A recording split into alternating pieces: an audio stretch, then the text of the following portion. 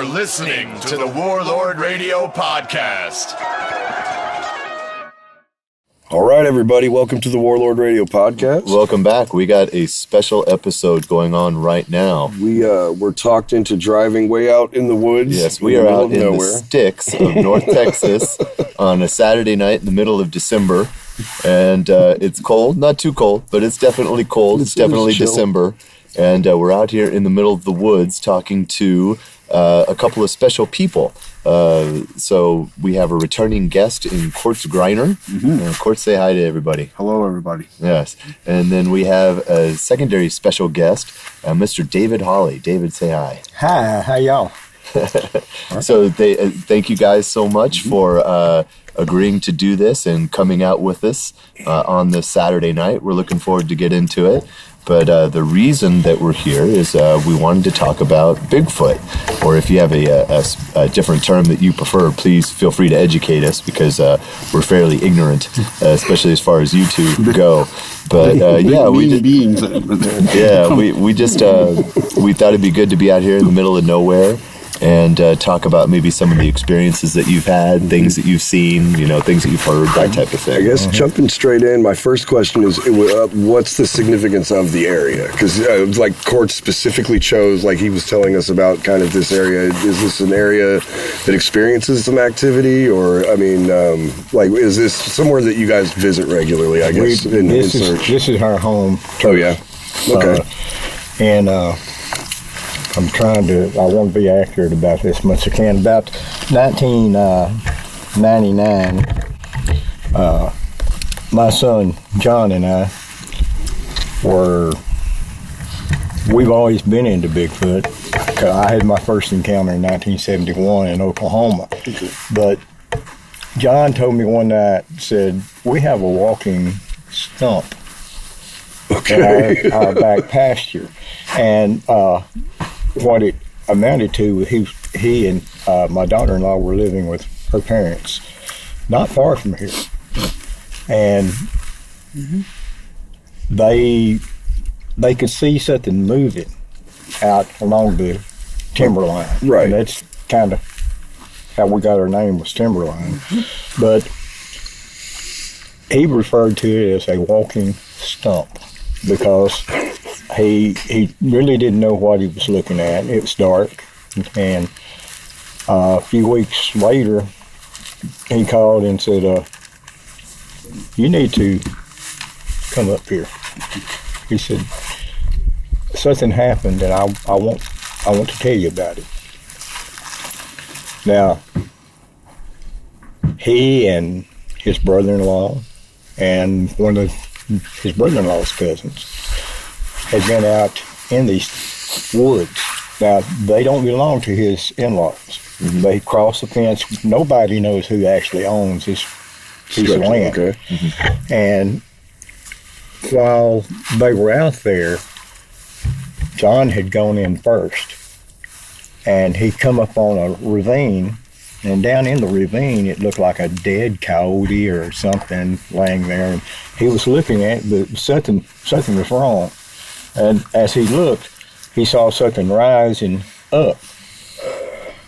Oh, man. So he was standing up, and John's, I'm 5'8", he's about the same height. When you mean rising up, do you mean like from a crouch up onto 2 feet? Right. Okay. And it was looking at him square in the eyes, eye level. And he calls it the creature that he encountered, Biggie. Okay. And it's an impressive creature. We've cast a long time ago. It's cast. It was 20 inches. Oh, wow. Nothing like we cast later on in life. And you're talking about the cast of the print? The cast of the print itself was over 20 inches. Wow. And this thing, as John told me, he said, Dad, it could have reached out. It could have grabbed me. It could have done anything it wanted to with me. And all it did was look at me like, okay, who are you? And he was saying, I know who you are. And he took off running through the woods, and he called his brother-in-law coming through the fence. He threw his brother-in-law back over the fence. And his brother-in-law's cousin was fixing to step over, and he said, don't, just run. And And he said, I went over a 5-strand barbed wire fence. Oh, straight up and over. Yeah, he just Pole vaulted it. and he called me and he told me, you need to come up here. Well, we started looking for the cast for a print.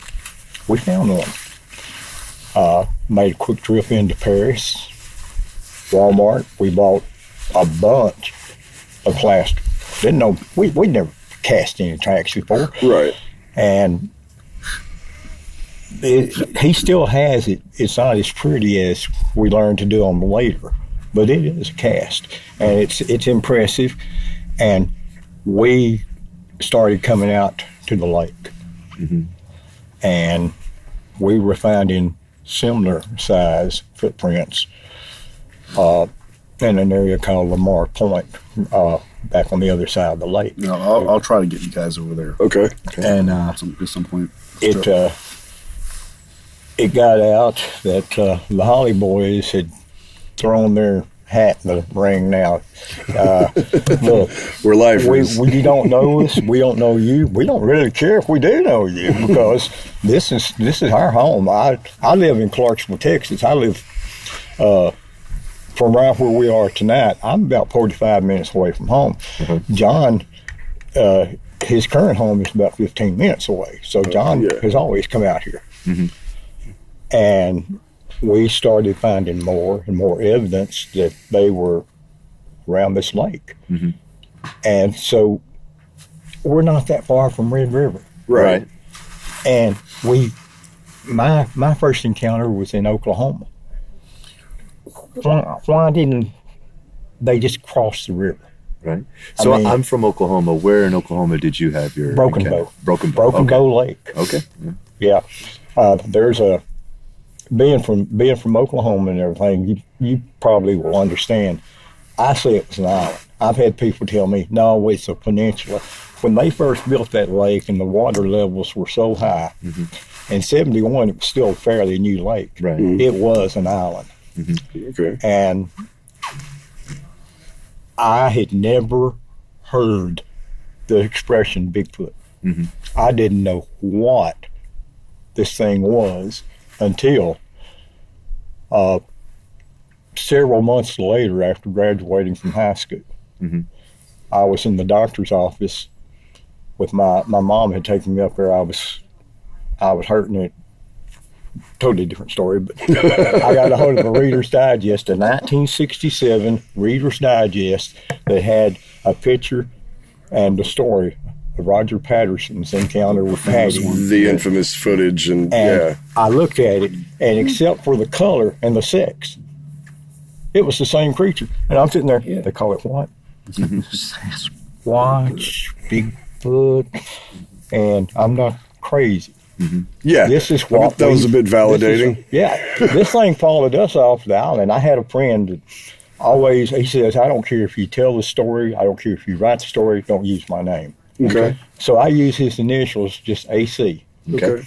And this thing followed us off that mountain and into the water as we got in a boat and was skipping away. And I stopped. It came out into the water. It came out like actually waded out into the water. Oh, wow. As a And gungeon. the only thing that I can think of is where we had planted a little small Confederate battle flag on the top of this island. And had I been knowledgeable then, what I know now after 47 years, I would have known this was not a place for us to be. Right. It was a clearing. You had the broken and twisted trees. And I'm not talking about those saplings. I'm talking about Those things that are snapped. Yeah. And we thought that, this is cool. We put the flag here. We did our class yell. We started down. Can we do a small version of class cell? We raise hell. We have fun. We're the class of 71. There you go. Nice. And on behalf of my extended family, my adopted brother, that extended family that kept me alive while we were working prison together. He was a Marine. Hoorah! Hoorah! Right on. Very good. So, sorry, I got off track here. That was very entertaining.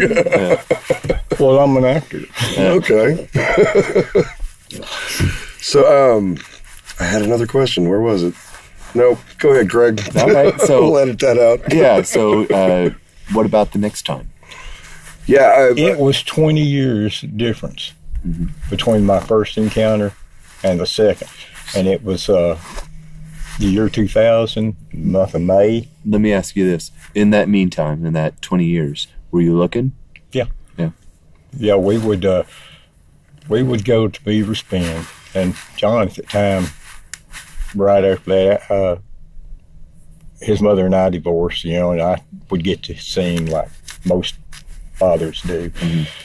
Once every 2 weeks, once a week, whatever we could agree on. And my vacations, he always wanted to go to Beaver Spin. But we would go, and I would try to teach him what we needed to be looking for, as I had learned the hard way. Right. Because I had nobody that could teach me. Right. I read the books that Roger Byrne wrote. Peter Byrne, not Roger Byrne. Peter Byrne. And I read Dr. Grover Krantz, anything that he had. And I was self-taught. I didn't know anybody in the Bigfoot community. I didn't know there was such a thing as a Bigfoot community. There were no computers that we could get at the time. They were so expensive. If you had a computer, you were one of the elite. yeah. And so we didn't know about really that there was a whole network out there until 99 when my father passed away, and my mother had passed away 3 years earlier. And my dad found out just a few months before he passed, as John and I, who, he's a grown man now, we're sitting in there with an atlas and all these big reports that we've got, states on top of state, that we printed.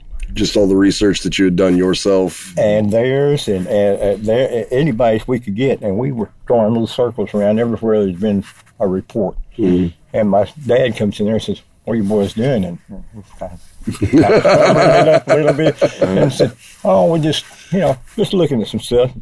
He says, "No, y'all don't do that. What are y'all doing?" Called out immediately, huh? And we told him, and I thought, here it comes.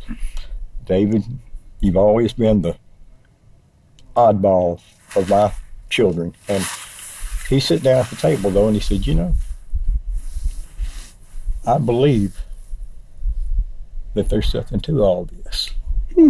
He said, and as long as... Was that the last thing you were expecting him to say? Yeah. Okay. He said, as long as you don't go out and get yourself hurt or killed, he said, I got no problem with it.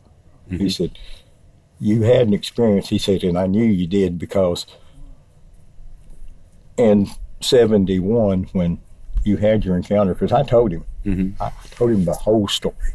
He said, when we pulled our boat in, we were breaking camp to leave. We'd been there 3 days, something like that. He said, I wondered why UNAC's pants were wet. Well, they were wet because we both kind of had an accident. Hey, I'm not judging you at all in that. With this thing following us in the water, when we got far enough away and we got pretty close to the shore where we were camped, he said, I can't let your dad and your cousin and your brother-in-law see me, but I wet my pants. I said, me either.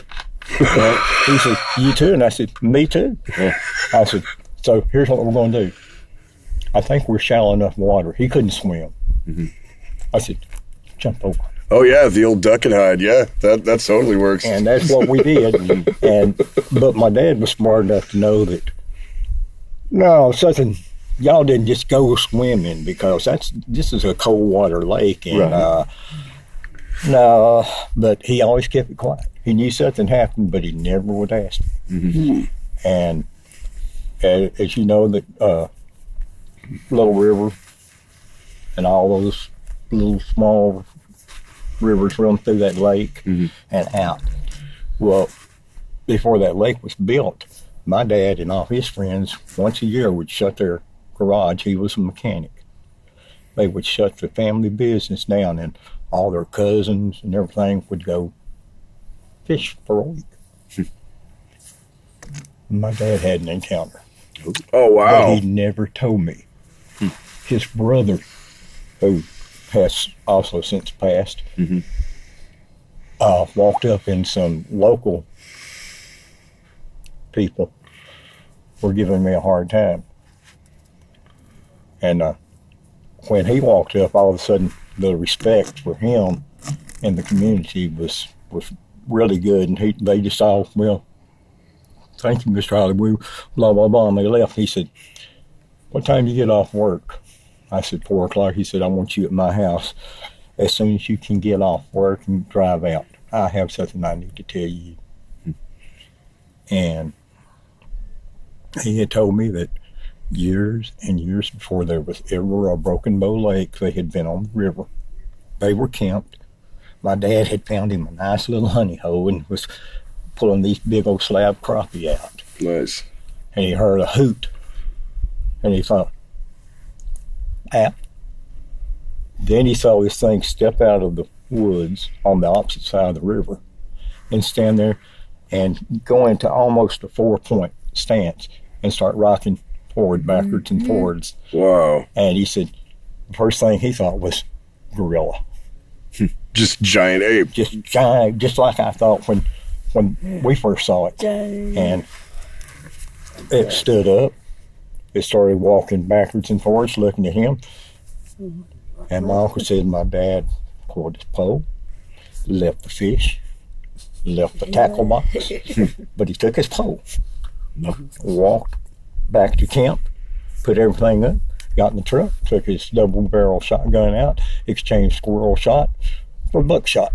Yeah. And everybody was, Bud, what's going on? Nothing. As you see a guy loading a shotgun. Just gonna take a walk. That night, my uncle walked up to him. He was by the fire. He said, what happened today? And he said, well, if I tell you, and you tell anybody, I'm afraid I'm gonna have to hurt you. And you're my own brother. And he said, whatever you tell me, I'll believe. And he told him. My uncle said he listened. He walked to his pickup. He took his pump shotgun out. He unloaded it and loaded buckshot in it. And he said, your dad did not cross you because he knew that you were telling the truth, because he'd seen something very similar to what you told him. Yeah. And he didn't want to tell your mother. He never told y'all. He said, if he had lived another year, he probably would have told you himself. He said, and me and your uncle, he had 2 brothers, me and your Uncle Dowdy decided a long time ago when it came out that this is what you were doing, that we were going to keep quiet about it. That was your daddy's business. But I saw what was going on today. It made me mad. It brought back memories of what it could have done to him. Just the people harassing you about it. And so, so that's the reason I decided I was going to tell you, don't be ashamed of telling the story. And I've gone on since. And I'm glad you have. This is, I'm fascinated. Yeah, we're very excited. Usually I'm very talkative during these. I'm hanging on every word you've got coming. Have any of other members in your family had experiences other than, yourself and your father? Well, John David and I have both had a shared again in 2000 back in Broken Bow. And John David's your son, correct? Yes. Okay. He is my son, and we had gone up there. I would not tell him exactly where it was, but I told him we was going to go. I was working for the Department of Corrections. I was playing in the big books for the boys. Right. And we went up there, and it was a cold May. It was raining, but we took my granddaughter Abby's mother and her father and her aunt with us. And the last night there, she's kind of my stepdaughter, you know, she says, "What's that?" And she's sitting in front of a fire looking, but she sees something standing in the trees. Mm-hmm. And she can tell it's not a tree because it's darker than the Right. space around. She said, "What's that?" John and I both kind of looked, and John said, You got yours? And I said, I got mine. And he carried at the time a 357 Van Wesson. That's some pretty good stopping power. I carried a 45 Llama. Oh, that's also some pretty damn good stopping power. And we grabbed a light, very much like this cheap little flashlight we got here. And we walked up to one of these brown metal monstrosities that's still on the field of lakes. Mm-hmm. And we stood there in the shadow. And we took the light. I was scanning, and he said, "Go back." And I back it back up. And it looks out at us from behind a pine tree. Mm-hmm. What was fascinating about it, for years I wondered about it until I read what was Meldrum? Meldrum's? Yeah. Meldrum's book. Dr. Okay. Dr. Meldrum. Jeff Meldrum. Jeff Meldrum, yeah.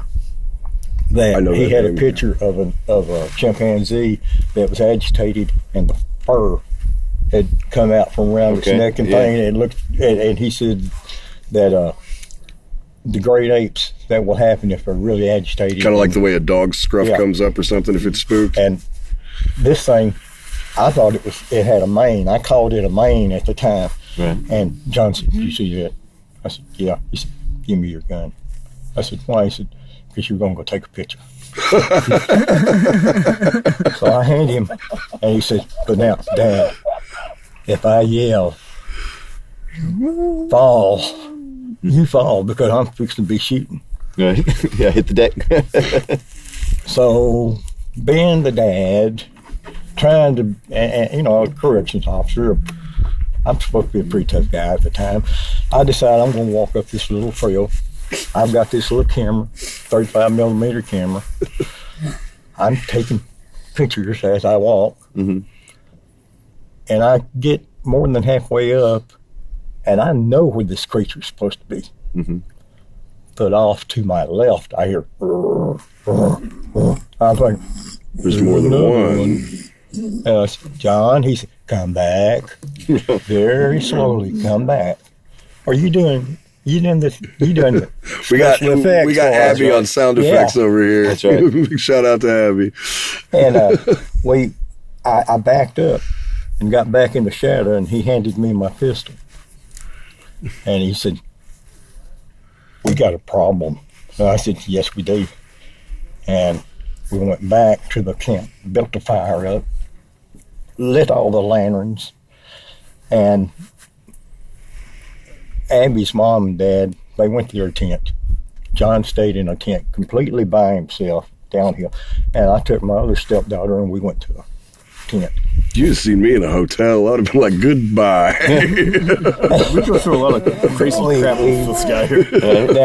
Now this location is where we go, and we did a 5-year project up there a few years ago, and where sometime after the first year, we're making one final assault on this place. Oh, yeah? Because by popular demand, Courts wants to go up there, because the last trip I made, I got run out of there. Oh, yeah? Yeah, it was something big, bad, and he let us know real quickly he was big and bad. Let's hear that story, David. And that's the one that everybody thinks about. It destroyed our camp while we were gathering firewood. Oh, yeah? I had come down on the way out. Well, the day before I came out there, I came down with foot, hand, mouth disease. Okay. Yeah. I didn't know what it was. I never heard of it. And I didn't want to leave him. Oh, yeah. Him and Perry. I really didn't want to leave him, but I was like, I don't know what's going on. My hands and my feet, they're like tingling and all this is just hard to walk. I said, dude, I got to get back into the Metroplex. So I left. First I fell asleep in the minivan. Minivan. I said, let me just see if it's Benadryl. Maybe it's an allergic reaction. Sleep it off, yeah. I took some Benadryl and I woke up and I said, well, it's still feeling this way. If I leave, I got to leave before that sun goes below the mountain. So they're still gathering wood, and I left. I told him, I said, man, I gotta go check this out. If I'm okay, if I check out okay at the doctor's, I will come back here or whatever. So I left. And that's when I got a call that night from one of the other researchers that, you know, he had pulled up into where our camp area was, but I said, well, do you see the cars? He said, no. He said, do you see the tent? He says, I see what's left of the tent. Yeah. Are you sure the Courts didn't just have a fever dream and trash it outside? Robo tripping and he just. But Courts and I had a real fun time in 2012 up there. I was driving a Chevy Blazer, and we were sleeping in the back, and Court says, Dave, because we heard 3 little taps on I was his side of the window. fully asleep, and because the night before is when I looked through the back window and I could see we had that good moonlight. I could see a silhouette over yours. Yeah, and it kind of walked off off into the shadows, and that was the night that we have the lips and nose print against John. Yeah, I've heard that story. That was a wild story. Well, the next night, so I didn't get much sleep, so I fell asleep that day a little bit. And I said, David, everyone else is about to knock out for the night. There's no way. And your adrenaline at this place is just you're in survival mode in this area. You just feel it. Yeah, the daytime, nighttime. It's especially nighttime. You're just in survival mode. Mm-hmm. Yeah, you're. Well, I mean, I know, like I hunt sometimes, and like sometimes we hunt at night, and like when you're not the one doing the stalking, you can feel it. Yeah, you know what I mean? That's pretty much the scenario. When we had the first 3 taps, Courts is laying over and he says, Dave, did you hear that? No. It was you that you woke me up. He goes, hey, I said, just your low voice, which was made more scarier. Right. He said, Courts. And I said, yeah. He said, are you awake? I said, why are you asking me, David? And it came on my side. But I had told him, I said, if you don't want to look at it, I had tinted windows. I don't think he could have seen inside it. But we could see it because of the fire and things like that. We could see a silhouette. Mm-hmm. I said, you either look at it or pull your cap down over your eyes and pull your sleeping bag over your... And I hear when it comes to my side of the car and does the same thing, Court says, are you packing? Yeah, it's laying on my belly. You had the 45 and the shotgun was back behind him. The doors were locked. And I kind of pulled up mine and turned and faced the window, and I could see the silhouette looking, trying to. Just peered right in. Yeah. It dropped down. It did drop it down on all 4. When it came around his side, it dropped down on all 4s because you saw the silhouette go. How tall would you estimate it was? It was over 8. Yeah. Yeah. You know those big, those things they have out here that you hang your trash on? Yeah. Like those hooks? Yeah, it was as tall as that. Yeah. Wow. And yeah, that's big. The reason I pulled this in because I wanted to tell you about this trip that I got run out of. Okay. The night before the camp got destroyed, and me and my friend that was with us, we were laying there, and Perry's snoring like a freight train, and I'm laying there and I'm looking up and I'm looking at the stars out of the window. Pretty night. And I turned over and Perry, turn over. Do something. Stop. And I looked back to look more at the stars, and there ain't nothing but blackness there. And I'm thinking, there should be stars. Yeah, that's not good. I know, but I haven't had anything to drink. And then I turned back over and trying to get him to wake up. He's not waking up. I turn back around. There's stars. Okay. Yeah. And then at the very bottom of the van, I hear like a little bitty fingernail or something trying to Just tapping. constantly, like it was a child. And I think that's what it was. I think there was an adolescent that had come into the camp, and Mama or Daddy had come along with it.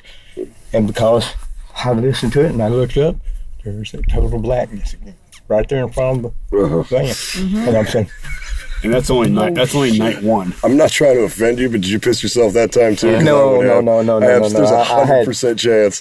But I had a gallon jug with me in case anything like that. I learned a long time ago, when I'm up there, after I go to bed or I go turn in, Doors locked. we ain't getting out. You better have an empty gallon jug in there with a cap on it, and the next morning you can take care of that. Because we lay in there in 2012. What time is it? It's about 4:30. It's still about another 2.5 hours for the sunlight. I got to pee. I got to pee too. Pinch it off. And we did. That was spooky. But That's it's wild. and Here's the creepy thing about both of these instances is that you're in the car and you don't, unless you're like a light sleeper. He's a light sleeper, and I guess when I go off, I guess I'm not a light sleeper. I'm pretty dead asleep. But once you're in the vehicle, I mean, you're kind of safe, Right. Or because I can't imagine going through what he went through in 2000 in a tent. Yeah. It's pretty much the same thing, but in a tent. But Just a small piece of lycra between you and the missing but link. these things come into camp. Like they're already roaming the area close and figuring out what they want to do before everyone turns in. Okay. And once everyone turns in, what was it, like a couple hours after the fire had gone down and everything, that these things decide to roll into camp and just start looking at They scout. Okay. Yeah. Very That's coordinated. wild. And So, it's- what do you think that they're looking for? Just like food, or just like they're trying to see what the humans are up to? Or, I mean, are you able to discern what you think they they're just after? 'Cause, screwing with us? if it was like a bear or something, that has always fascinated me, because I think they do just come in to screw with you. No kidding? Because I've heard them several times when I've been out go to an ice chest, bang it around. I know their sense of smell's got to be they can pick up coming through the seal food, but they don't take it. We've left backstrap out on a grill. Right. and they don't take it. And they wouldn't take won't it. take it. They something about the and if you have a dog with you, it pisses them off. Oh yeah. Because they this hate is the dogs. dog off or the Sasquatch? The Sasquatch. The dogs are too scared to really do anything. We had a not a golden retriever. We had a pit bull named Rock. Yeah. That got real familiar with courts the year one walked into camp after the lights out. That was the first time night. that I ever heard one tap on the. Oh, And man. my son has a 2004 Ford F-150 Triton with the Triton motor. It's a big It's truck. a heavy truck. It pushes and bottoms out the back end of the Yeah, pickup. well, I was sleeping. The dog back is into it in the just- front of the pickup with John, comes over the front seat, lands on courts. Yeah.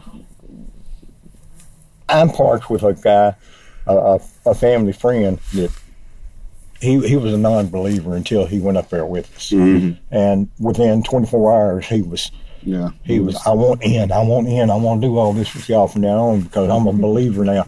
But he's, I think I got to get out and take a leak. And I done heard him on either side of this Dodge Durango he drove, walking. One went on over to the pickup. The other is on his side, I think that probably standing right there in front of the door. And I said, go ahead, Joey. Be prepared to have a religious experience. And he says, what do you mean by that? I said, when you open that door, you're either going to have to look up or you're going to look straight into one, and he's already crouched. He's just waiting for you to come out. And he says, but I got to pee. And I said, pinch it off. Be yourself. Just do whatever you got to do. Yeah. Just don't do it in my direction. Yeah. Close the door real quick when you hop out. We've gotten the question like, why don't you open the door and start taking pictures and stuff? But I think that people have to be in that situation to really understand. Like, That's a fair point. No, I mean that's a really fair point. Until it's a very, very intimidating situation. Because even like say that it's not a Sasquatch, whatever the hell it is, it's big and it's wild. I asked you, are you going to do that with a grizzly bear? Yeah, I think I would trust a Sasquatch more than a grizzly bear. The Bigfoot's got imposable thumbs. That's the creepy thing about it. They haven't decided to mess with the doors or anything. But I'm not saying. I'm just saying that like even if it wasn't, or whatever it is out there, you don't know exactly what it is, but you do know that it's huge. Yeah, you know what I mean. They came in. And best case scenario, it's this creature that you've been looking for. You know what I mean? And in this cryptozoology field, cryptids, there's one that just terrifies me, and it ain't Bigfoot. Which one's that? That's the dog man. See, he's told me a little bit about that. I would like to hear about the dog man because he showed me the picture. It's terrifying. It's really wild. I didn't. We got some. Yeah. We got some sounds in the background going on because we're legit out here at a campsite. We are at the Want to take a campsite. quick break and try to start a fire? Yeah, let's do that. Yeah, can we do that? Yeah. All right, good deal. I want a cigarette anyway. Yeah, since we are out in the woods, we're going to try to start fire like primitive man, and we'll be right back. Wish us luck. We might die. You're listening to the Warlord Radio Podcast. And we're back. We are back with Quartz and David and Holly. Abby. Why did I say David Holly and David Abby, Holly his granddaughter? and Abby. You're technically correct. I don't know what the hell I'm doing. Yeah. I'm a professional. Anyway, when we left, we were talking about some experiences that. Bleh. Can you please talk? We weren't talking about anything. We were letting Mr. David Holly give some background on the experiences that he's had. Specifically, we were talking about Dogman. We were about to talk about Dogman. We were going to bring that up because you were saying that that's the most terrifying To me, one. it is, yeah. Now, have you personally come across a Dogman, or is this stuff that you've heard about? No, I've come across one. You've come across a Dogman. Okay. Right across the lake. So before you get into it, in your experience, could you give those uninformed people like me, what's the major difference between Sasquatch and Dogman? One's canine and one's ape. Oh, there you go. Straight up. All right, I feel stupid now. Now, when this goes on the air and everything, people are going to be saying, they're forest people. They're giant forest people. They're just like us. They have all our rights. Oh, hell no. I was looking They in are their like us. eyes. There ain't no Humans. humanity in their eyes. That's an ape. Wow. And the dog man that I encountered back in about 2006, 2007 maybe, looked like a freaking werewolf. Really? So is it bipedal? It's Yeah, it's bipedal, but it can move on all fours equally. It did stalk me. No, it did. Does it have like the elongated snout of like a wolf or a dog? Yeah, but it's everything that you hear other people talk about. The ears are on top. Now the difference at the time, and I've had to give this several hours thought for several years now. Did I just not notice its ears? Were the ears mounted on the side or were they on the top? Well, I mean, and I'm gonna tell you now, I don't know. You know, Yeah. well, Or like a dog, also like it could have been turned back, or flatten turned its ears. down. Yeah, I was you thinking know? the same thing, especially if it was aggressive. And he said, Right, it was. "Well, let's hear your experience at the dog, man." Lamar Point. Yeah, it happened to Lamar Point here on Pat Mays Lake. So about 2006, About Lamar 2006. Point. Yeah. Okay. And was this late at night? No, this was early in the morning. Okay. Like It's, how early? Like 6 or something? No, not that early. You were on the way to work. No, I wasn't on my way to work. Lori and I had decided we were going to come out because a couple of days before, John and Carl and Lori and Tegan and I were all over there, and we had come up and was talking to Carl. It's John's godson, and while we were standing there under a tree, it was kind of a little old light rain, down the beach, I saw this willow tree just violently being shaken. And we're talking well after sunrise. Right. And Okay. I'm standing there watching it, and John thinks that I'm really interested in what he's saying, but I'm not. I'm watching this tree. And I finally said, "You know what's doing that? There's no wind." And John turns around and oh shit. Can I say that? Oh, yeah, All sure, right. yeah. There's We're no, actually, I've been curbing my language this whole time because we're in mixed company. Yeah. there's no censorship, so don't worry about it. Let loose. But I'm thinking, what the hell? Well, I went home and I was telling my wife that, you know, we're going to go back tomorrow because I don't have to work and you're not working, and let's just go back out there. So the next morning we had an old red 3/4 ton Ford pickup. It didn't crank half the time real easy. And we went down there and we were met where we parked by two little dogs. One had some Australian Shepherd in it. Okay. The other was just a little old fur ball. Right. Well, the little fur ball stayed with Ori. And I was going to walk down there and see if there were tracks because I was expecting Bigfoot. Had followed us, and we kind of maybe overstepped our boundaries and got somewhere we shouldn't have been. But as I was walking, this little Australian Shepherd mix with me. And we come up, just they had a swimming beach there. And just right there about the swimming beach, the dog goes on point. And I know y'all know what I'm talking about. And he's looking up at this little foot and a half bluff here. And I say, come here, come on, boy, come on now. You don't want one of them big old monkeys to grab you up and have you for dinner. And then I hear a low, guttural growl. And I'm thinking, oh no, David, you were just playing with the dog. Let's come on, boy, come on back. And this thing, it rises. Looks like maybe it had pushed itself up. And it's at least 7, maybe 7.5 foot tall, gray. Yeah. And its eyes are fixated on that little dog. It's salivating. It's dinner. hungry. It's dinner. I made a mistake. Because I had heard about Bigfoot with snouts and things like that. But and for a long time I considered this a Bigfoot with a snout, but it's not. Just It's gut feeling. canine, yeah. And I said, come on back, boy. You don't want to mess with this thing. And it's still there, the little dog growling at it, and it's one. Because you know those little dogs, they're the size of mountains in their own minds. Props to the little dog for willing to get fucking killed. Yeah, exactly.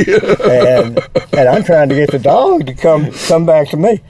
And when it hears me, it raises and locks eyes with me, and it's all of a sudden its whole demeanor changed. It's not, ooh, little dog. Again, big. did you piss yourself this time? No, Because I absolutely would no. have. But I started backing up, and I kind of turned and looked to see where I was. And I thought, you know, I have no gun with me. I don't even have a camera with me. This was just a spur of the moment Fluke thing thing, we had yeah. here, so we're going to go out there and look. And how far away do you think you were at the time from the dog man? You know, the fire we hadn't been able to get going, about that close. So about 15, 20 feet, maybe? No, less than that. I'd Less say than like that. 10, maybe. About 10. Okay. And See, it's dark because y'all couldn't build a fire. I'm Very bad case. below that little rise in the land, and it's looking at me, and it's growling, and I'm taking a step back. The dog, each step I take back, it takes a step back, but it stays between me and this dog man. Good dog. And I thought so. Yeah, hamburger dog. And I'm saying, come on. Hey, if I go in the water, you got to go in the water too. Come on. And I'm kind of looking to see where I am in regards to the pickup, because my wife had stayed with the pickup. And all of a sudden I hear her holler, David, there's one trying to circle behind you. It's coming through the woods. Dude. And she's thinking Bigfoot, Yeah. because she hasn't seen it. And I'm saying, okay, I got my hands full here right now. This is not a Bigfoot, Lori. I don't know what this is. So it goes back down, and it's below the weeds. But you can tell where it's going because the dog is matching it. Oh, wow, And man. I'm matching the dog. And we're fixing to come into the point there's no more weeds. There's just a little ditch between me and it. And I looked at the dog and I said, dog, let's bounce. And I was hollering, get the truck cranked. Open the door. Just at full The door sprint. was open. She was on the passenger side. It's running. Thank God it actually worked right this time. I got in it. The dog wouldn't get in with me. I tried to get the dog in with me. But it goes back up in the cover with this little fur ball dog.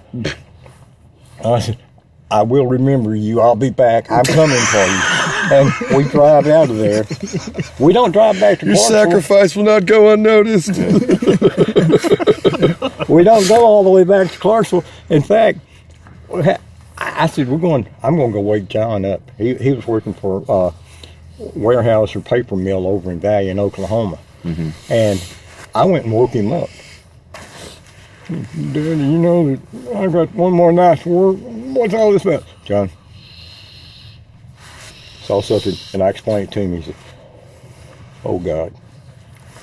He said, all right, tomorrow morning when I get off, you get your rifle, and you be here at the house at 9 o'clock. I'll be ready. I promise. 9 o'clock. Go out there, pick him up, and he and I driving his pickup that I know will crank. And I know that he knows how to get some speed out of it quick. We go out there. I take him down to where this thing rose up. And the ground is so hard frozen that it does not leave tracks, but it did leave the grass that it had been laying in. So there was like an imprint, basically. Yes, there was basically an imprint, and the dogs were still there. They came out. Oh, those are the followed us. luckiest dogs in the world.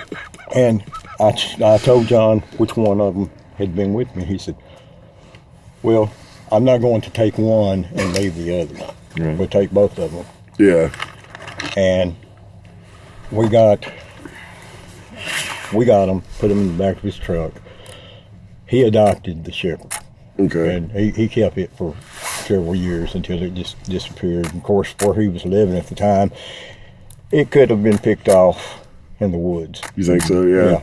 And the little fur ball he gave to one of his buddies that he knew that the little boy was looking for a pet. So we saved them, but later on they just disappeared.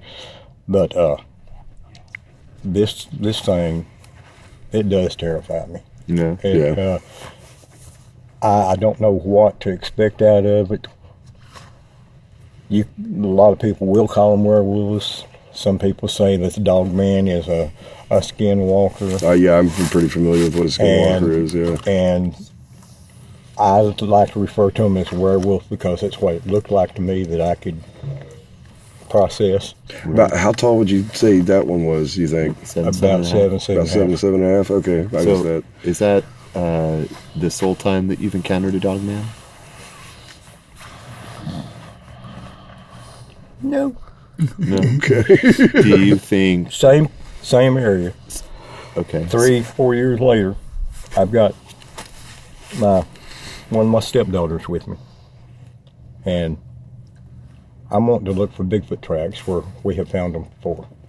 I get out of the car. I've got a Coke bottle and Coke in it, and I'm walking down there looking. No tracks here. They usually leave one there, and keep walking. And I round this little curve, and at the far end, there's this massive, and I'm talking about put me and Abby shoulders together, that massive. Oh wow. Just real broad across. And it was a red rust colored thing. And I knew it was not a Bigfoot when I saw it because I saw a tail. Oh, wow. And it was not a long tail, but it was a short, stubby, dog-like tail.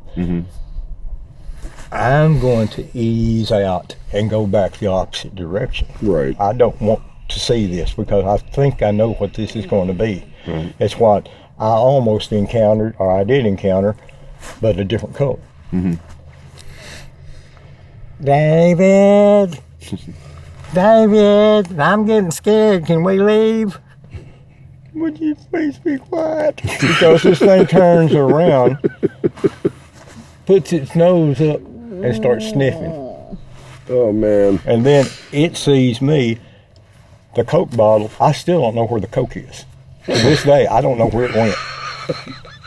But I ease kind of back, looking over my shoulder, and she's still hollering. It's like that character in a movie when, like, the Marines are sneaking around and one of them's like, which way do we go? And in your head, you're just like, shut up, dude, you're sneaking. I got out of there. I got to the car. She's sitting in the driver's seat because it's the only car that she had at the time. And I said, move. Why? I said, move because I ain't got time to argue, so I'm driving. And she said, why? And all of a sudden you can hear something crashing through the brush coming almost on a dead. Like a dead heat towards you. Oh, my God. And she said, oh, no, Bigfoot. I said, no, it's not a Bigfoot. Let me in. I got in and I took off. And once again, John got a phone call. Okay. Well, you know what it is. I know what it is. We're just going to have to start going armed everywhere we go out there. And generally, this is one of the few occasions I don't have a weapon on me. And that was the second time. Man. And I do know a couple more stories that other people that I trust have encountered in this area. And one actually come to my son and asked him to go with him. He wanted to show him that his dad and he were riding.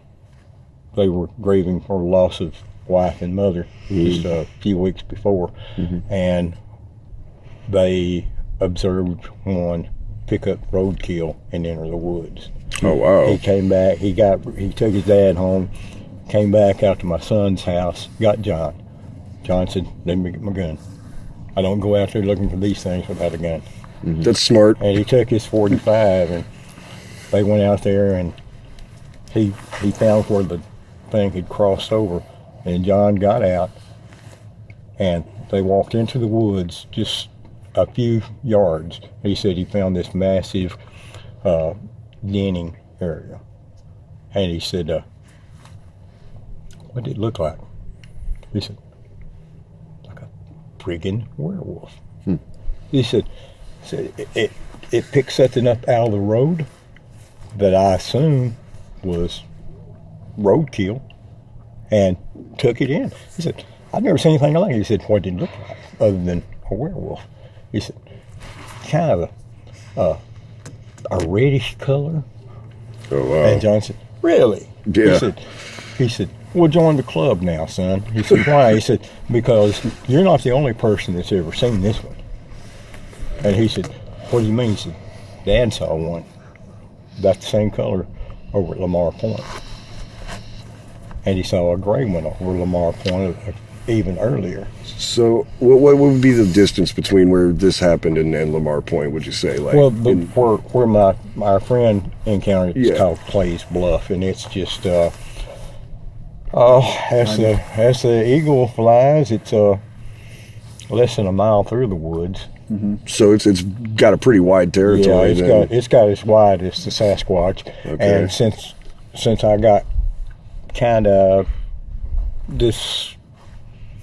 interested in it, I don't hunt them. I don't want to hunt. Well, that sounds like that's the difference between, like, you know, those guys that go in specifically looking for pissed off bulls and stuff like that. It's insane to me. Like there's something like you're researching and observing something like a Sasquatch, and then like playing with fire. And if what you say about the dogman is what everybody is like, what all of these accounts are adding up to, this is a scary fucking monster. Let me add something real quick. There is literally I can't talk. Literally. People that are like on these used to be message boards and Facebook groups, they're like, well, no, Bigfoot is the gentle giants of the forest, and I'm like, do you know? Because I haven't seen one of the elephants are gentle giants, but they'll fuck your shit up. But I mean, it's like there's a lot of people like David that have encountered these. Even the Bigfoots are probably pretty scary if you encounter them. But I asked him first of all. I asked him, have you ever had an encounter before? Like, no. But I truly believe that they're the forest protectors, and they're here to protect and preserve. Or they're like the rangers of the forest. They right? want to communicate with us. They want, and I'm like, well, look, there's some other stuff that's running around in our woods that's pretty awful fucking scary. Yeah. And I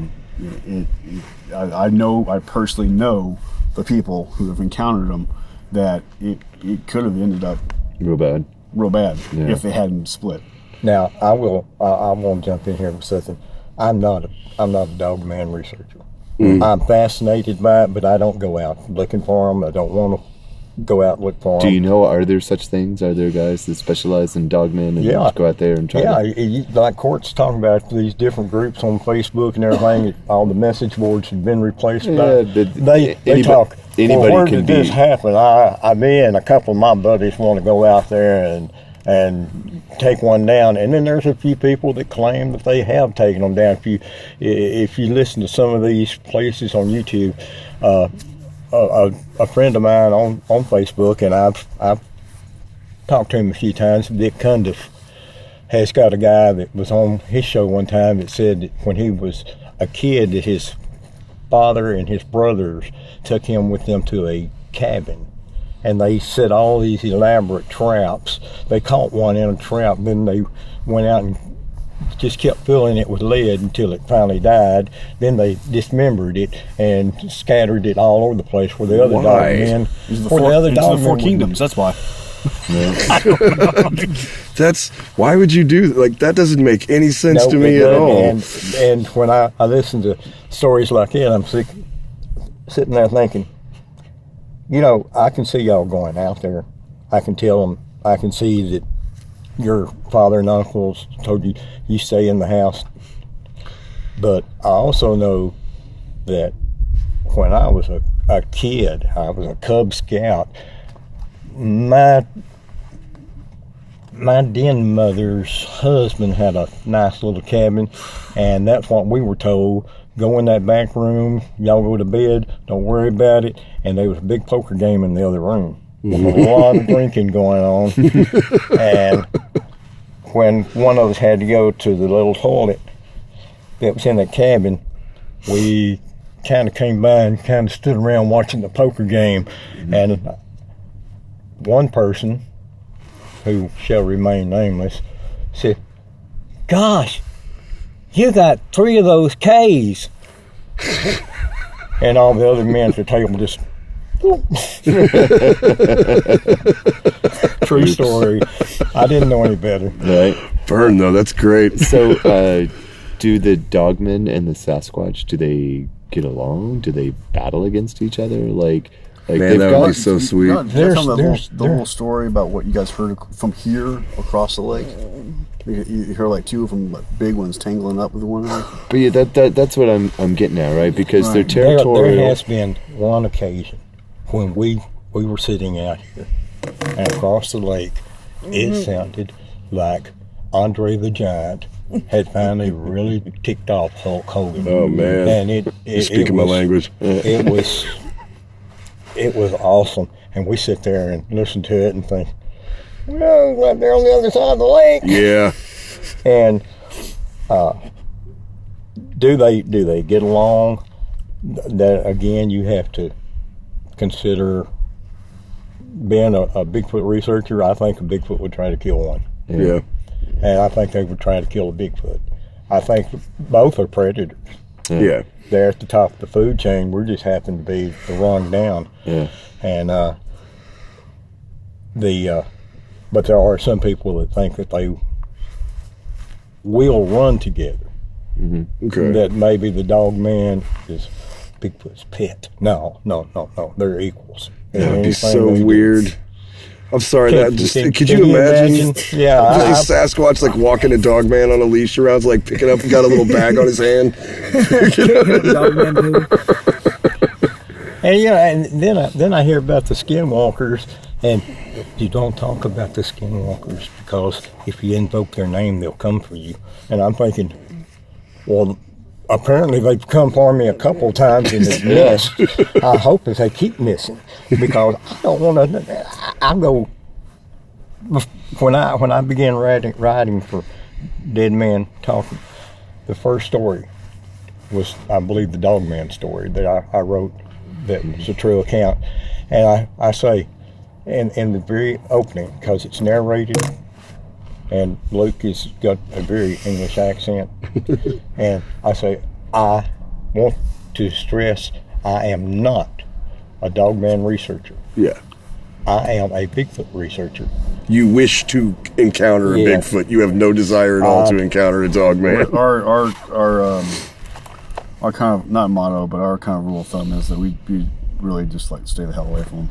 Yeah. Like Yeah. I don't really, like I had a DJ friend down in Dallas, and when he was on the aliens and stuff like that, and that's cool and it's interesting stuff. But he's like, man, I want to go out hunting dog man, and I'm like, man, I don't really want to mess with it. I mean, I don't really think that they're like some kind of paranormal. I mean, that I know of, I just feel like they're probably just like a different off species. Right. But the fact that what he's described about and what other people have described about them, how evil they are, and just their manner and their how they are as being a predator, it just looks like it's like the Bigfoot times 10. It's. I think they're more aggressive than a Bigfoot. Have you heard of someone being attacked by a dog man? No, not for real. There's always stories, but It's just Yeah. like Bigfoot. Something credible, you know. Bigfoot, you can kind of almost see it, that you accidentally around the corner in a trail, and you catch it when it prefers that you weren't around, and maybe it's made to kill. Maybe it's there to collect an animal that's died, that was wounded and has died, and you're there. Then I think you got something kind of like finding a bear over a kill, or a cougar.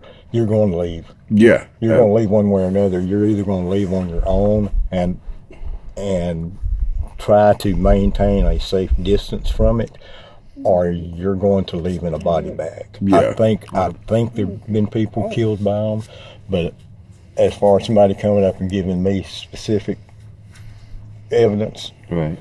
no, I can't say that. there's like stories. But I know knew they this scared guy, the I knew hell this out of me. guy Sure, back in sure. 1950s. So- But there's no this guy was mauled by an unexplained yeah, pattern. Yeah. So allow me to play skeptic for a second, right? So you've had these experiences. You've had experiences that people that you know and trust have had, right? So it's not like an isolated incident, that there's a fair network of people around that have, in one way or another, seen or heard something directly that you're aware of, right? Right. So why do you think that there would be no definitive evidence that everyone could just be like, look, this exists? Why is there still so much what doubt? makes these creatures so elusive, or what makes like, them, why is it now still considered myth? Yeah. That's a good question. It is a good question. Every and once in a while, I pull one I out. wish I could answer it. Well, yeah, because I don't know if I happen to kill either or right. by whether it's intent or by self-preservation, you can bet I'm going to try to get the body out where somebody can see it, where I can say, now let's talk about preservation of the species. Let's talk about the preservation of the human species, because this cat's ain't human. And if you kill, if it was a true werewolf, and I know a little bit about werewolves. But you're talking like a silver bullet, full moon werewolf. No, I don't think it's that. I don't even think silver bullet will kill it. If there is a real werewolf, Yeah. I think Unless it's anything like a kill 50 it. cal or something like that. Yeah, right. I think It's a pretty that, good slug. you'd see it, according to legend, turn back into human. Mm-hmm. And then, oh, that's my next door neighbor. Now I'm an accessory to something. Yeah. So, But no, I know, like, I'm not looking for a definitive. So I'm just looking for your hot take. Like, why do you think that that's possible, right? So why Do you have is any it? theories? Yeah, why is it that it's there's a good number of people that believe it, but there's also a good number of people that say that there's nothing to it. it's BS. Right. And, I'm not asking you to convince everybody, but do you think that there's a credible reason why there's been no definitive evidence? Like, if they're that plentiful, right, that it's possible for people in the area to have at least sporadic contact, like, how has there not been, like, definitive cell phone footage or a body or something like that, right? A skull, something like that, you know what I mean? I think, and as I get older and put more years into this, with the Sasquatch, I think that they're reasonably intelligent enough to leave the scene and put as much distance between you and it, and it's going to go to the wildest, the harshest places it can get that you won't go. Mm-hmm. The dog man, I have no idea. Mm-hmm. Because like I said, I really don't know that much about them, Sure. except what I'm reading. Right.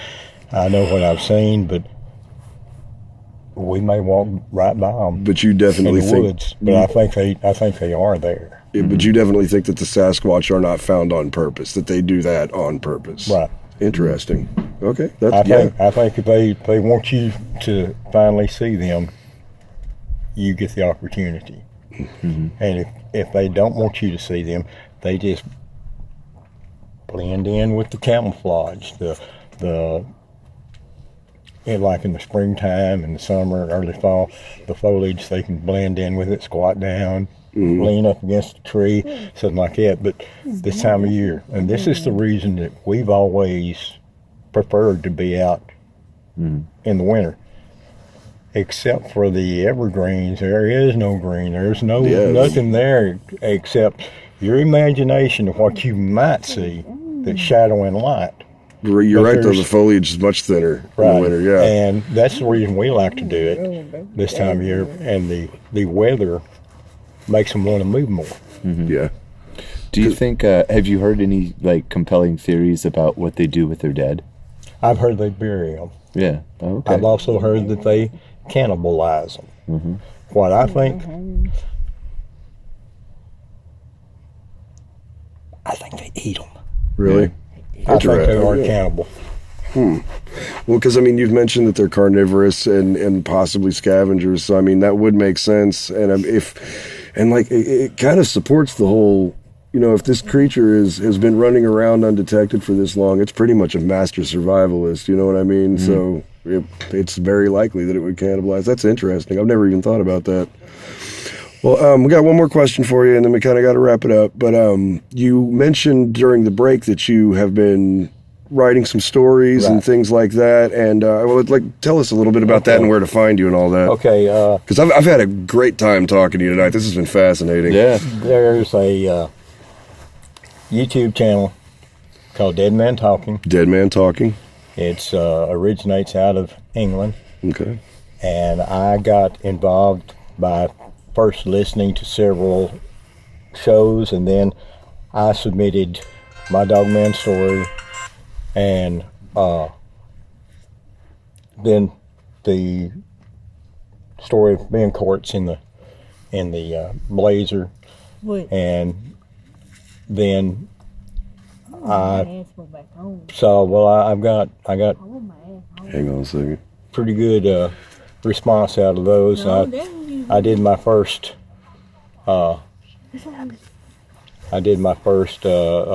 fictional, and it took off from there. Now I've written something like 15 stories for them. You not listen to me. And I'm Already go home. I'm content right now. I am trying to save them and compile a book one of these days. If I make $1 off of it, fine. If I don't make nothing, that's fine too. I love doing it, and I think if anybody really wants some good old-fashioned horror stories, real stories, and made, talking my language. Yeah, seriously. Then listen, give Dead Man Talking. Okay. Dead Man Talking on YouTube, right? On YouTube. On YouTube. Well, David Holly, it has been a vast pleasure. Thank you very much for having us out. Thank you. Really appreciate greatly it. appreciate Fascinating it, man. talking It's been great to to meet you, brother. Thank you very much, Courts. Yeah. Abby just called me and she said Good. On behalf of Timberline Bigfoot Group, fishing a leaf. we are going to Holly Creek on Broken Bow Lake sometime after the first year. I know you guys are busy with your other stuff too, but this final trip, you have my personal invitation to come along. I would like for you to document it. If you want to do another one of these things with anybody to sit down with you over there, you have my blessing. We gotta go, right? Yeah, I know. And like it's an offer we can't refuse, you know. Courts, it will keep you informed as to the date, because John David is the executive director of Timberline. I'm just the director of operations. But then I had to leave him something. Yeah. And he's kind of semi-retired in all this because of his back problems. But he has agreed to go one more time. And he says it's not a democracy. Okay, fair enough. No, we're there to blend in. For your safety's sake out there. That's fair. I don't know what I'm doing. He's much more experienced at this. But We're not going to roll in and be like, we run a podcast. You'll listen to us. We've had some people out. Not that you guys ever do it, but No, I know. some people out there. Yeah, of course. No, Very we respectful. understand. Well, yes, then on again. behalf of Warlord Radio, we absolutely accept your invitation. Keep us informed, and we will be there. We will do a follow-up, and we really appreciate it. Thank you so much, I've David. enjoyed this so much. Thank you so much, Absolutely. David. This has been a Well, fascinating thank you so much, conversation. And I wish I was going to be out here with y'all all night, but y'all heard Yeah, you're good, Her man. mom. Take care of business. fine. Dude, yeah. Courts will keep us alive. Yeah, we'll go look around here a little while later, and I told him to take y'all up to the trash dumpsters Okay. Okay. and just sit there for a while. Okay. Fair enough. Right on, man. All right. Well, y'all be safe. Y'all be You guys very safe. All right, drive Very safe, nice to David. meet you. thanks for coming out. Bye, Abby. Bye, Abby. Hopefully tomorrow, before y'all head out, head out. I can maybe mid-morning we'll break camp and I'll take you to some spots. We should check something out tomorrow morning for sure. That would be cool. That- We could get some really good. That Lamar Point place is probably the best spot. Tank Trail. Right on. Something is just about that place. It's Yeah, I do want to say, welcome back to Warlord Radio Podcast. We're not really sure where we are in the podcast at this point, but you're still on this adventure with us. Right. We have gone squatching, and we are now back for the recap. We have now cast aside our very colorful guests this week, and we are now down with our bottom dude here, Quartz Grinder, the whole reason that all this is happening. Say hi, Quartz. Hi. Impressive. Impressive. Good Your radio evening. presence, it's like you're so infectious, your presence. So Welcome to Flight Night. there you go. We are currently sitting in the van because it is cold as balls outside. And if everybody could speak as loud as Carrick, because he's got a good level. Suck it, guys. This is the one time that being louder than everybody Alright. has worked for me. I can be loud. I just try to reserve it for when it's necessary. You do. Yeah. But yeah, we actually lucked out today because it's December. It's like right before Christmas. I don't know when this podcast is actually going to drop, but for us, it's right before Christmas, and we were like, we should go camping in December. Great idea. Which it's always freezing in December, but we actually got lucky tonight because it didn't start to get really fucking cold until about an hour ago. Because, I mean, it was chilly at first, but then once we got out and started walking around looking for Sam Squamches, Sam Squatchin. We had it really wasn't bad. Like I could still feel my fingers. My nose wasn't dripping. Like it was kind of pleasant. So we got really lucky. But now, at this late hour, the hour of the witch. Actually, it's like 2 hours before the hour of the witch. But it's colder than shit outside. Yeah. It is. But we've had a more than interesting night because not only have we traipsed around the lake here and in our search for Bigfoot just heard some interesting things and saw some cool sights. And heard some awesome stories. Yeah, heard some awesome stories, and then we heard a lot of badass shit just around the campfire, like very old school. That was absolutely like storytelling, but it was amazing. It was it's one of those things that you got to experience that because it's not the same just hearing about it but actually being like around a campfire out in the middle of nowhere and hearing stories about Bigfoot and stuff like that from credible people that have believable stories. They did not seem insane. Yeah. So just for our listeners, there is a portion of tonight that we were not able to record because we didn't have the permission to record. Yeah. So some of these stories certain that parties Craig wish is to talking remain about, anonymous, and which we we respect that because they told us rad stories. Hence why we're talking about stories that y'all have not heard. But if you think about this is so very fitting because, especially when you deal with things like quote unquote cryptids, because I learned that that's not necessarily the term that needs to be used. But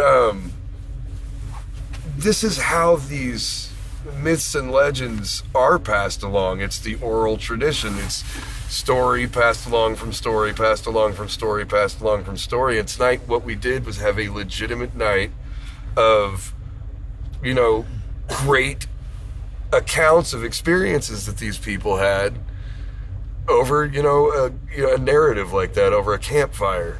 Sorry, we've had some honey pecan beers. Yeah. It's late in the evening. It is late in the evening and cold. I kind of rambled off there, but you get my gist.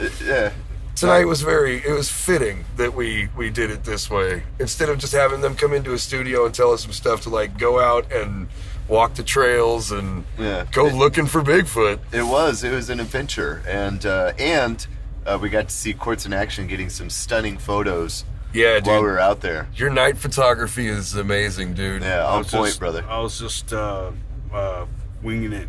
The best, man. Well, you did a great job with That's it. a fantastic Think the shot. full moon that we had. Yeah, man, it's nice. It's actually a waning half moon. Yeah. But Nerd alert. But no, it's beautiful out here because we're in Denton, and Denton just fracks the shit out of everything around it, so you can't see anything. And Louisville's not any better, and that's where abouts Craig is. But we're out in the middle of fucking nowhere, and it's a clear sky, and the stars are out, and the stars are bright. And I'm not doing the Texas song. Yeah. But and we had this bright moon, so I mean we could see almost everything. The Milky Way. It was a good night to be going out and doing this. And we could hear animal sounds we were out there. So, it's you're definitely out in the woods. From experience purposes, from experience point of view, this camp area and doing expeditions this lake throughout the history of me doing this actually doesn't always yield this kind of weather. Right. I've faced. I've been in torrential downpours out here. Well, we could have been if it was a week different. Yeah. And that's what sucks because we are professional broadcasters. We did that when we took the oath of the podcaster. Yes, that famous oath of the podcaster. If it was really shitty out here, we would probably still have to be here. Yeah, right? Be here, are we at that point in our career in this where it's if we obligate ourselves to something like this, we have to show up even if it's raining like a motherfucker? Oh, yeah. Pretty much. Oh, Damn it. It's one of those things you can't cancel a show, even if you show up and it's going to be a crap show. That's true. You still got to play it. Sometimes I just want to be a prissy bitch and be We've air conditioning. We've had to deal with wind, where you can't. Even if you go out, you do research. It's what am I listening for? I can't hear anything because there's wind coming off the lake at night. And it can get high up to like 25, 35 miles an hour I out think here. our listeners at this point demand a certain level of excellence that we're unable to provide. Yeah, But we should at least try. Oh, yeah, no. Hey, we are giving it our best shot, folks. Yeah. Maybe if you're talking about content. Right. I don't know. Quartz, do you ever, have you had any experiences or know of any sightings, hearings, anything like that in my neck of the woods around Lake Louisville? Yes. Like the first one, because the furthest up that I've researched, is Lake Ray Roberts. But Lake Louisville, though, what interests me about that area is a article about some people that were canoeing down the Elm Fork, and from Lake Ray Roberts. It's a popular place, and they were moving. They had to get their canoes out of the water to go around a fallen tree or whatever. And when they did, they went up in the bank, and on the embankment was a big 20-inch footprint. Oh wow! With like a Sasquatch, like a Sasquatch footprint at Louisville Lake. The Elm Fork, going up from there. I mean, that's still a little more rural, but like, it's weird. I'm picturing a Bigfoot like at Vista Ridge Mall bitching about their iPhone. No, man, Louisville Lake. Like literally every time I drive over it, I'm like Crystal Lake. Friday yeah, 13th. that's true. It does look creepy over there. I can imagine like a masked killer walking along the shoreline. It has that vibe to it. I know that they've pulled like a bunch of bodies out of that lake. Oh yeah, they found like a bunch of alligators. Yeah, no, it was like 5 or 6 years ago. They pulled like a fucking 18-foot alligator. It was some ridiculous number. Yeah. I mean, there was a piranha. Yeah, there's been some freaky shit there at Louisville Lake. Well, if you think about it, because like, okay, if you're not familiar with the, we're from the DFW Metroplex, and if you're not familiar with the layout, right above Dallas is this town called Denton, and that's kind of like the next really big city. Yeah. But there's Louisville, which is a pretty like comparable size to Denton, and then between Louisville and Denton there is Corinth and Lake Dallas, and Corinth is kind of hoity-toity a bit, but there's some like serious poverty that's been living there for like since the 1800s that's still there. Right. Just like grandma in her rocking chair, just like ain't moving. Yeah. And then there's Lake Dallas. Lake Dallas. And Lake Dallas is meth capital, Texas. Well, I think of it as like, okay, like that was Sanger for a while. Okay. No, it's like a meth wall, if you will. It's like, is it really? Dude. It's my neighborhood over there. That is deep rat tail country. Yeah. Like, okay. You're talking about the older area because my friend used to live over there. Dude, Lake Dallas probably leads the nation in Okay. laundromat brawls. Okay. Like Lake Dallas is kind of fucked up. If you're from Lake Dallas, please get out. We're worried about you, man. I'm stuck in a mortgage there, but. Well, you're in a different part of Lake Dallas. You're really more on the Corinthy side of Lake Dallas. I'm talking about right when you hit the lake. Oh, right at the end of Lake Dallas before Louisville. I think there's some areas of Lake Dallas that the police don't like to go to too often. Oh man. Oh yeah. Like the place that it's a trailer park, and one of the trailers is a catfish restaurant, and there's no way that they're accredited at all. Right. Like it's just that no, they have great catfish. No, wait, this is just like a Americano restaurant. Like it wasn't all catfish. What it is it's a trailer with a sign. And then a lady in there cooking catfish. Like, there's no Venahood or deep. It's a lady in her kitchen, and she has some tables in her living room. And I'm just like, whatever meth makes you cook like this, I really still hope you get off of it. But I hope you retain this ability. Yeah. Wait until you're done cooking my order. But then you should then quit meth, please. Oh, that'd be messed up. Just like, please still make my catfish. All right, enough of that tangent. All right, sorry. We're gonna tie this back in somehow. But, Catfish. Sam Squanches. Okay, Bam, back. So Louisville Lake, this ties it back in. Okay. My theory on why they keep digging weird shit out of Louisville Lake is actually all of the meth in Lake Dallas. Like some meth heads like, man, I traded this VCR for all these piranha, but they ate my cat. I'm gonna jump them in the lake.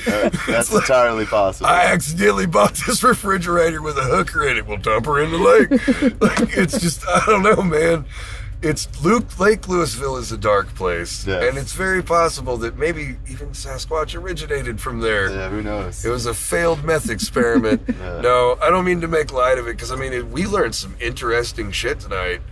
I mean, like, tell us about some, because, I mean, we talked to two guys that have had multiple experiences, on top of Court's own experience and your own, Craig. And I believe Jason had one.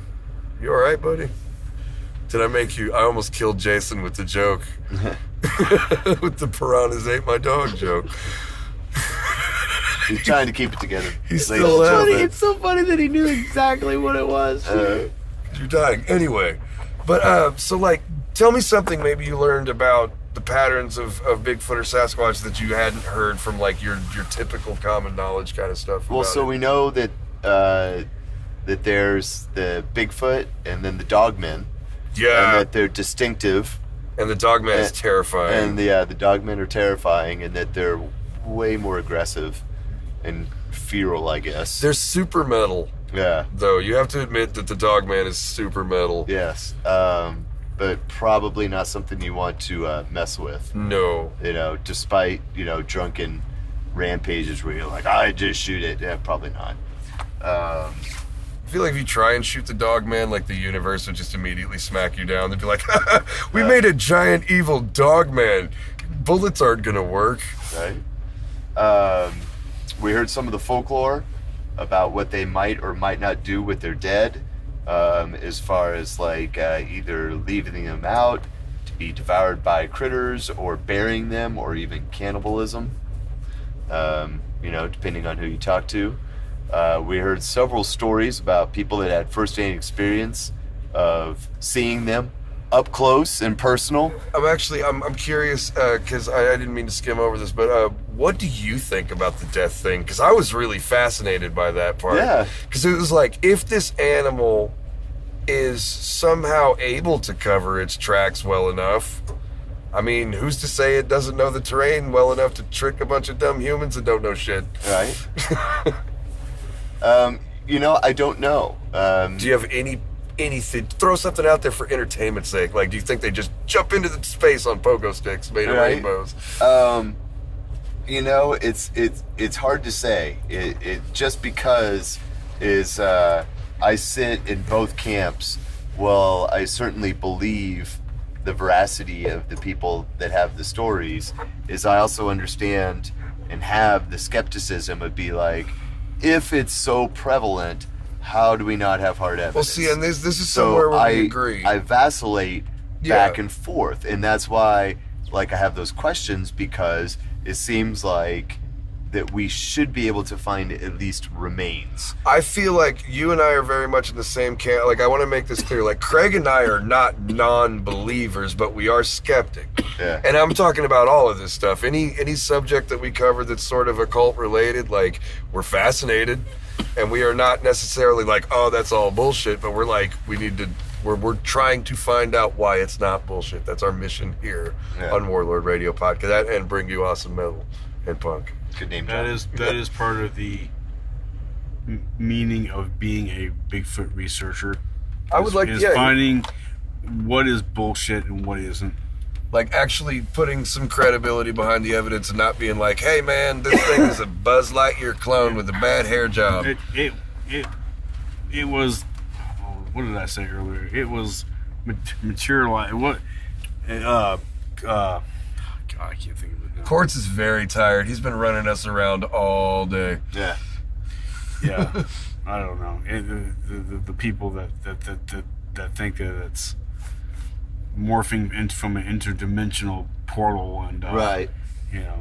Well, I mean, and this has come up because, like, everybody that we've talked to thinks that Bigfoot being an extra-dimensional being is complete bullshit.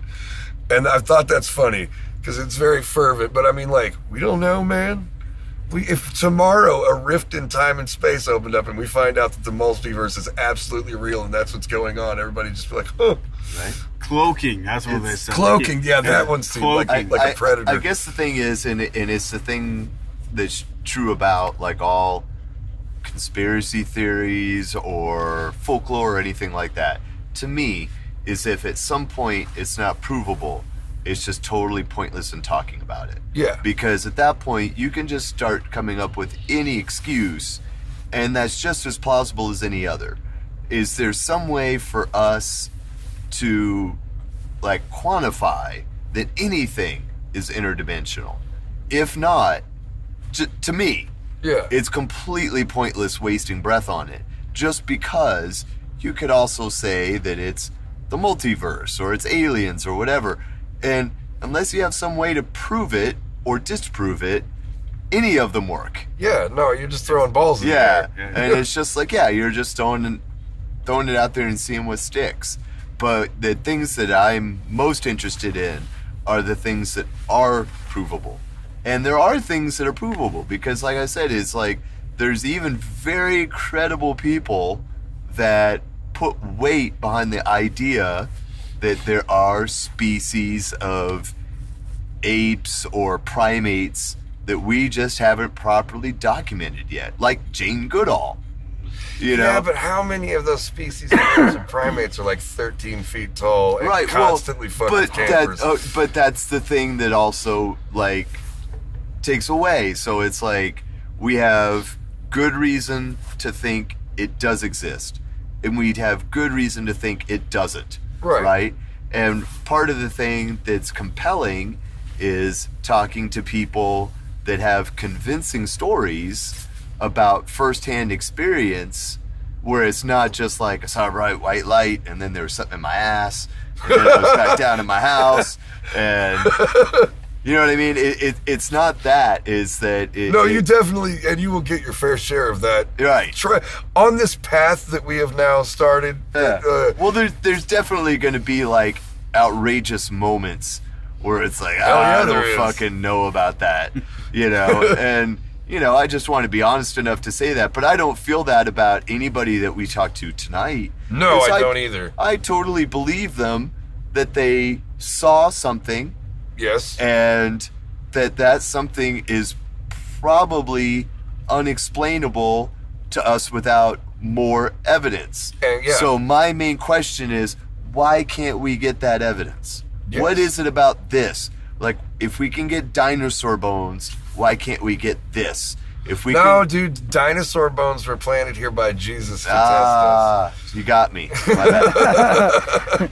I taught listeners. That's my rebuttal. Yeah. But, you know, that's my 2 cents, and that's how I go back and forth, because I'm not just like, well, it's bullshit. I don't think it's bullshit. But I can't say that I'm fully, like, 100% on board because I haven't seen it. Right. Or something comparable, right? That is the literal definition of skepticism. I'm going off of other people's stories, and some of these stories I found very compelling. I also did. I mean, there were... What also was wild was, okay, we talked to 2 people. Like I said, one of them wished to remain anonymous, but these guys had shared experiences. Yeah. So we heard these stories from 2 different perspectives. Yeah. David Hawley being one, he's down. By the way, and then Mr. X is the other. We had some sound issues, so we're actually gonna have to edit out a part where he was plugging it. But what was the name of his Dead YouTube Man channel? Talking? Dead Man Talking. On Check YouTube. him out on Dead Man Talking for sure. So good plug there. But anyway, this guy, first off, was very entertaining. Yes. he had a little bit of flair to it, but I mean, like, David Hawley was absolutely down. The other guy we talked to kind of wanted to remain anonymous, but like I said, they had some shared experiences, and it was really weird to hear 2 stories from 2 different perspectives that, of course, varied in certain ways, but were still believable as a cohesive story. You know what I mean? The main points were like...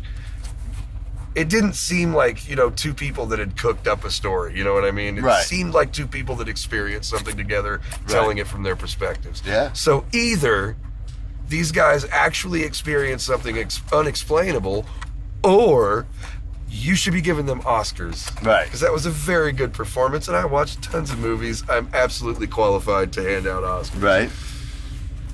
I guess that was my point. That's really my point to this whole podcast. I am qualified to hand out Oscars. You are. Probably more qualified than the people that actually hand out Oscars. Oh, absolutely. Because I don't care what your political message is. I want to see a bus explode. Right. And so does America. Right. But not in real life. Well, Quartz, do you have anything to end us on this adventure? Now,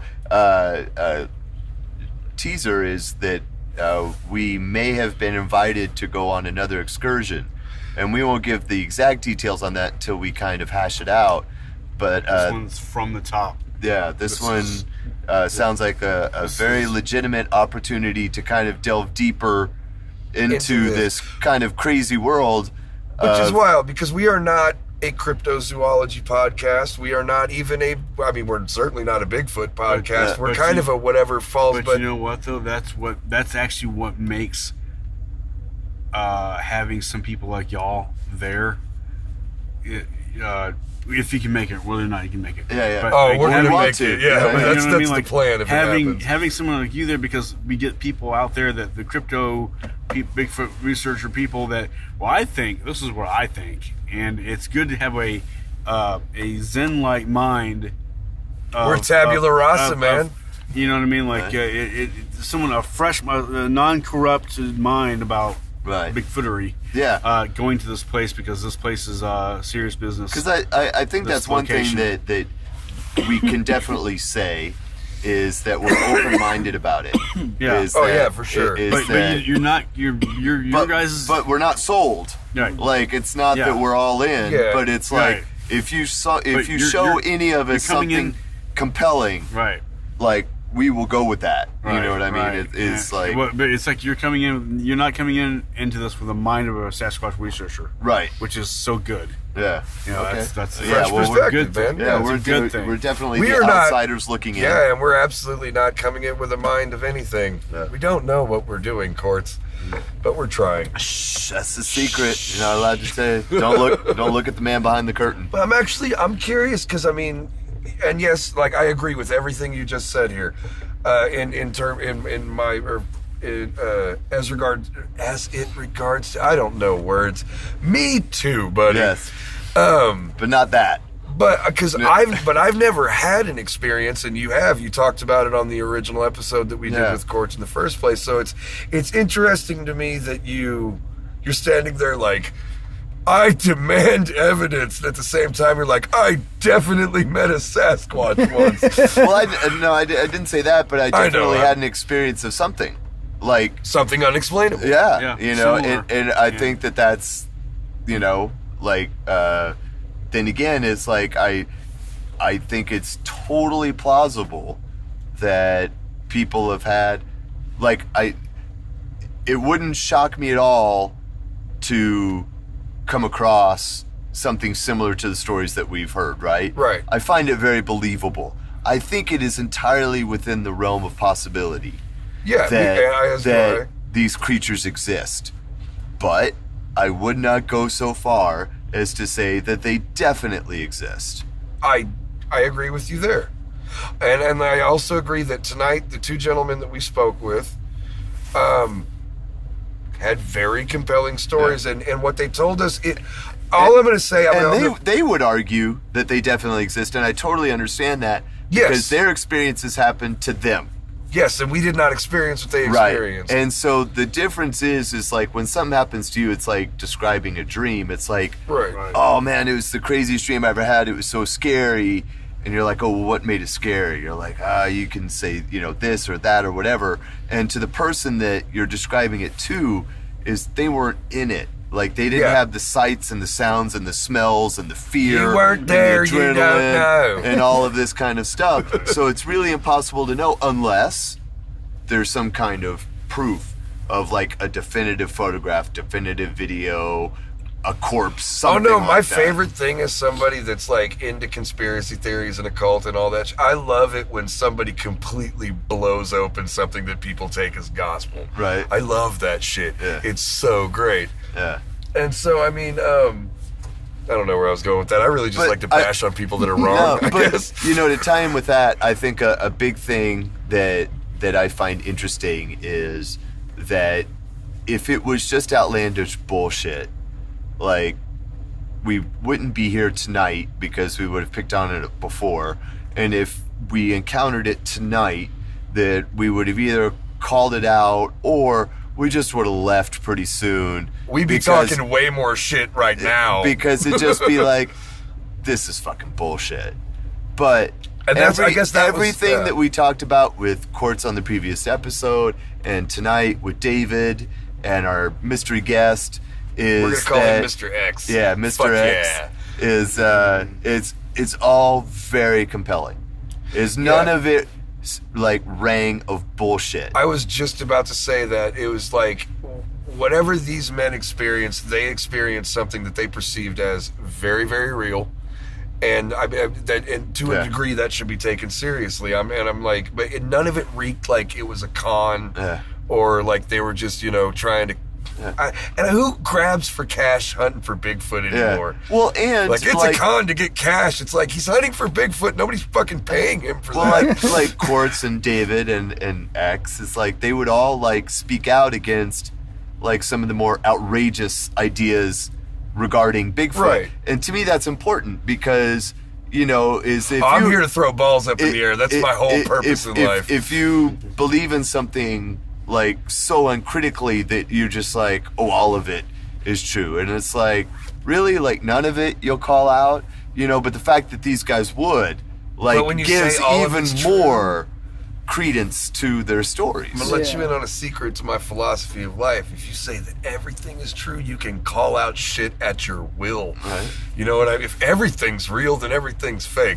So that's the rub, and I could just call around and be like, that's bullshit, I like that part, don't like that part. But that's what I'm saying is like when somebody does that, so it's like if someone like believes in like aliens and they believe in like every single alien conspiracy. Why did you say that with such spite though? It's like somebody believes in aliens. It's because UFO guys, and I'm sorry if you're a UFO guy out there, you guys are assholes to everybody. It's like there are some really compelling UFO stories that sound absolutely like a believable experience, and then there are other people where it's like, what the fuck are you doing right now? Yeah. Quit putting this poison into the ether, man. Right. But that's the thing, is that there's some kind of like invisible line as far as like people that have an interesting story that is maybe very unusual, right, and outside the mainstream, and they know that it's maybe crazy sounding, but they also know that they experienced something, right? So there's that. And then on the other side is that there's the people that, for whatever reason, whether it's like just seeking out attention or maybe they have some mental issues going on or whatever, but they just literally believe anything associated with their thing. So if it's aliens or Bigfoot or the Loch Ness Monster or whatever, they will just go whole hog on every fucking conspiracy out there. Oh yeah, I'm not one of those guys. Like, I'm not a lemming. Right. But I like to entertain the thought of everything, and that I can pick out the bullshit. That's different. But I just meant like in regards like specifically to something like this. Yeah. Like with Bigfoot is like, which is why I think everybody made such a distinction that's like, it's not an extra dimensional being. That's not what we think. Yeah. But it's like the three guys that we've talked to tonight, right? Like Quartz included. Quartz, David, and then Mr. X. Mr. X is that nickname. Is like agree with them or disagree with them, is that they were all very serious about what they experienced. Yes. And that they could provide very detailed accounts, sincere, of what they seeming accounts, what I mean? Of what they experienced. Now, that's not the same as photographic evidence, but if you're talking to a witness, to me, that's a credible witness. I agree. Yes, it sounds fucked up when you're like, you perceive this to be true, because that sounds so condescending. Yeah, and I don't mean it that way. I guess what I'm saying I believe that your experience was real. I'm trying to be literal about it. Yeah. Is like, I'm trying to like spell out exactly, like, and I don't mean it in a patronizing way. Exactly. It's like, it very well could be the gospel truth. That might be true. That's a possibility, for right? Sure. I accept that possibility. Because the multiverse is real, Craig. But all I'm saying is that until I can verify it's true, I'm not going to say that. That's fair. So, except for the multiverse, it's absolutely real, 100%. Right. All right. Well, the way this is folded out, I think we should actually put this before all the interviews and stuff. What do you say, guys? Is this the intro to Warlord Radio Podcast for our special Sasquatch hunting extravaganza? I don't know. We'll see. I guess we'll see. Yeah. I kind of painted us into a corner there, didn't I? Nah. Nothing's written in It'd be stone. hilarious if we still did that bit and then put this at the end of the show, and they're like, they clearly had no idea what they were doing. Nah, it's all good. So anyway, I personally would like to thank Quartz for dragging us out to the middle of fucking nowhere to go hunt Sasquatch with him. It has been informative as hell, very fun, and a great bonding experience for us. And what is this honey pecan wine? And special thanks to Honey Pecan Cream Ale. Cream Ale. That is good camping beer, my friends. But yeah, thank you, Quartz, and we are hoping that we are able to continue this exploration in Broken Bow, Oklahoma. We'll do a big announcement about what all of this next possible expedition will entail, but we're super excited. And well, fucking listen to the interview. You'll get it. Yeah. Do it. Do it. Thank you for listening to Warlord Radio Podcast. Please keep doing that. Yes.